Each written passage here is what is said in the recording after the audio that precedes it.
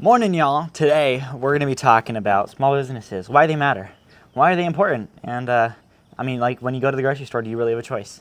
So, when you walk into the grocery store, I'm just going to say the shampoo and conditioner aisle, that aisle with all the soaps, the aisle that smells like chemicals. When you walk into that, how many choices do you really think you have? It looks like you have a lot, There's a Suave, there's an Old Spice, there's a Dove, there's all these brands, but take a look at the back of them. Who's it owned by? It's probably owned by one of these giant conglomerate companies like Procter and Gamble. I recently bought a product. I thought I was buying I thought I was buying from a more alternative small business. You've probably seen advertisements for it. It was Native. They advertise as this natural deodorant, soaps, all this kind of stuff. I bought the deodorant. I liked it. And I was like, huh. And then I looked at it, and then it said right on the back, P&G. It was owned by Procter and Gamble. Now, I thought I was, supporting, this smaller business, but no, not at all. A lot of times we think that we're buying something that we're not. So the same soap that you're rubbing all over your body, like the body wash, I saw somebody compare a Old Spice body wash to a Dawn dish soap. It was virtually the same ingredients, even down to the same food coloring. They put blue 40 or blue 4, whatever it is, in each of them. Almost same place on the ingredient list, just a different scent. So you're rubbing all these things on your body. Most people wouldn't bathe themselves in Dawn dish soap, but they're fine with bathing themselves in these other things. Again, it makes it look like you have a choice.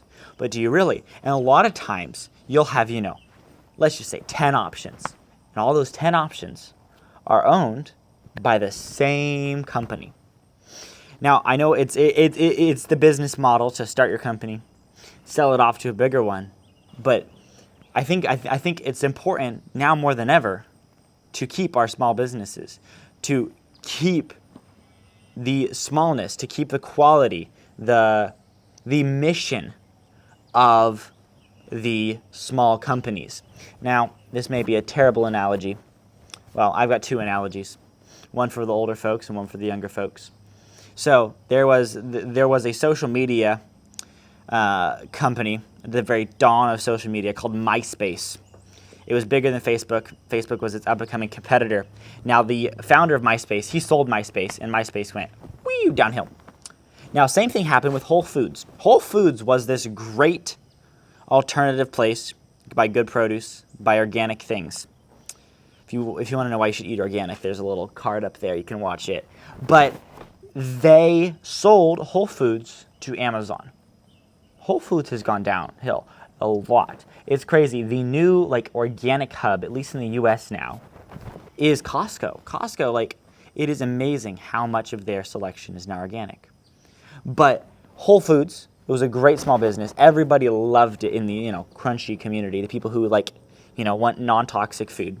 People who wanted non-toxic food. Whole Foods was this huge thing, and now it's not. I have not heard anybody talk about Whole Foods, basically, since they sold it to Amazon. There was a huge splash when they sold it to Amazon because, they thought, oh, maybe it would go downhill, and yeah, it's gone downhill dramatically. But when you have the original vision of that small business when you have the visionary for the small business, then you stick with the vision. Same thing happened with Apple. Steve Jobs was at Apple, and then he got fired from Apple, and then Apple was plummeting, and then he came back to Apple, and then now it's the largest tech company in the world. Because when you have a visionary, they're the one who sees the future.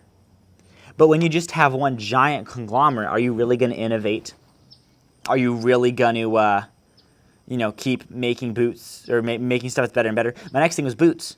You probably have heard of Justin Boots. Justin's Boots owns a bunch of other companies that were smaller companies, but Justin's Boots themselves is owned by a larger company. So, but then and a lot of times, the Justin's a lot of times, yes, they're the older boots, but a lot of times they aren't innovating because they've cemented themselves. But when you don't have a vision, when you don't have a vision for the future and small businesses, then why should you innovate? Why should you make the best product that you can when you can have 10 of the same products on the shelves with different names? And it's not just whatever, soaps, boots, whatever. It's even just small businesses and small towns. The town that I live in now, there is a bunch of small businesses. I absolutely love it. There's a couple small diners, a couple restaurants, mechanic shop, and hardware store, and all this stuff. And it's all owned by small businesses. But a lot of times their kids aren't looking to take over that small business, and they're making good money because they own that business. But it seems like the American dream, in my opinion, was to have a fair shot at making your life what you want it to be, having a small business. But it seems now it doesn't. We've lost that. People don't want to have a small business, be a part of their community and things. But I mean, what you can do in all of this is support your small businesses. Like I said in the last video about farmers. Support your local farmers. Support your local businesses. When I need something, like something that you would normally get at a hardware store, I don't go to the big box chain. I go to my local hardware store because I can support them and support an actual individual person instead of supporting some multi-million CEO salary. I get to support local business. I get to support Bob. I get to support Joe. I get to support Max. I get to support all these people that are in my community, and I'm affecting their lives, and I'm putting my money back into the community where I'm living and investing in my community and investing in the people in my community and hopefully getting a better product. Hopefully they know what they're selling me. Hopefully the small businesses are wanting to create the best products that they can and continue to innovate. Whereas these giant companies, are they really? So, hope you enjoyed this video. If you did, I bet you'd like this video here. But other than that, I'll see you later.